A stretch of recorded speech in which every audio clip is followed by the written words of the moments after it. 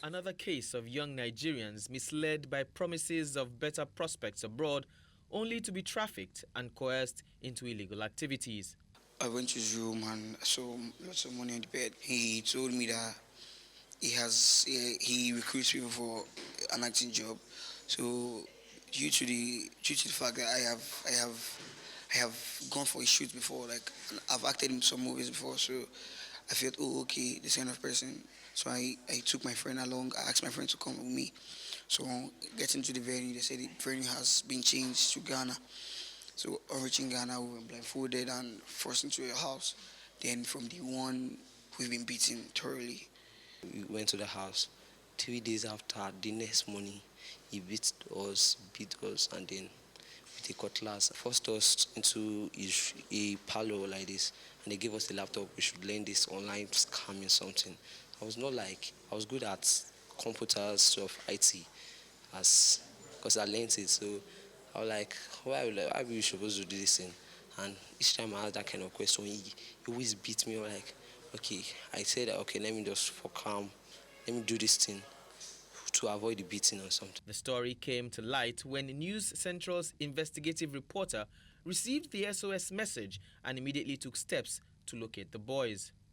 We had their parents who were part of a fellowship on the island, crying out to their pastor, who in turn got across to us to say, I have some of my members who are looking for their kids, and they had history. That place had a history of people being trafficked from that place in the past. So, Ikota, in Ikota, Lagos. So on arrival, of course, at Ghana, they had seized all mobile devices on them, but they were given the laptop with which they were to work. So that was how he was able to log into his sister's Instagram and send the sister the message and said, we're in Ghana, I don't know where, but it's a house, several rooms. We were locked in one of the rooms, we were being beaten. Families of the boys were distressed upon learning their children were missing and out of Nigeria.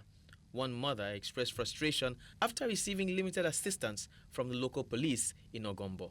The information we had is that they got somebody, an agent, taking 5 children out of the quota. Then they caught the person and that we should go and look if it's the one. And when we went there, they said we should pay 10,000. We don't have 10,000. We give them 2,000 naira.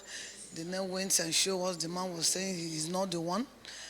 We said, okay. They started pushing us. Okay, we should go. You know, maltreating us badly. We lived there.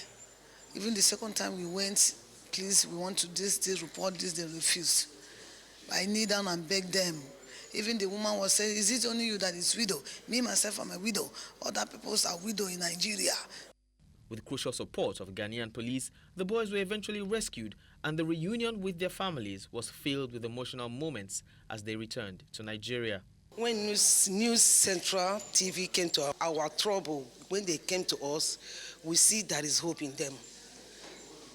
And that hope, we have witnessed it with our eyes by seeing our children. They are alive. News Central. In fact, God Almighty will continue blessing them for what they did in the life of our children. From all the way from Ghana, they went to rescue our children, and all the money they spent by rescuing our children, God Almighty will replenish them back.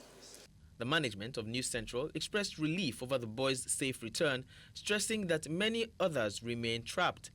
It also called for urgent actions to address the factors making young Africans vulnerable to traffickers. Young Nigerians are in a dilemma. They're in a dire strait, actually, at the moment. And it's extremely important that the media will not only speak for them, but give them a platform to speak for themselves. We give them a platform to voice their worries, concerns, pains, trauma that is created by the economic situation that is leading them to want to get out of the country as quickly as possible. It is that desperation that has led to the 2 young men who now turned out to be 5 young men, the oldest of them being 24 years old, the youngest of them being 17 years old. These are young people that should be either in university or just coming out of university and looking for a job the way some of us were able to look for a job 20, 30, 40 years ago and get one. But what we can do is to create situations that enable some of them to get rescued, brought back, given the opportunity to voice their concern, and hopefully find a job in the process of expressing themselves and showing the talents that they have so that they can find people that will assist them.